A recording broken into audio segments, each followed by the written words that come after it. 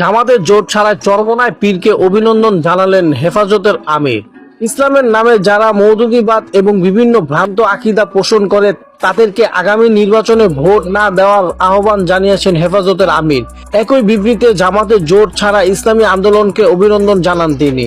জামায়াতে ইসলামী নেতৃত্বাধীন জোট থেকে সরে যাওয়ার ইসলামী আন্দোলন বাংলাদেশ ও দলটির আমির মুফতি সৈয়দ রেজাউল করিম অভিনন্দন জানিয়েছেন হেফাজত ইসলাম বাংলাদেশের আমির মহিবুল্লাহ বাবুনগরী। বুধবার এক বিজ্ঞপ্তি মহিবুল্লাহ বাবুনগরী এই বার্তা দিয়েছেন।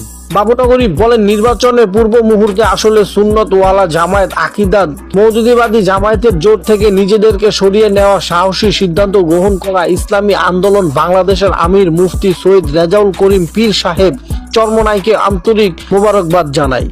আমরা হেফাজতের পক্ষ থেকে 5 আগস্ট পরিবর্তন বাংলাদেশের সহি আকীদা বিশ্বাসী ওলামায়ে কেরামের তত্ত্বাবধানে ইসলামী পন্থীর বৃহত্তর ঐক্য গড়ার লক্ষ্য কাজ করছি। মওদুদিবাদী জামায়াতকে বাদ এক হওয়ার আহ্বান করেছি।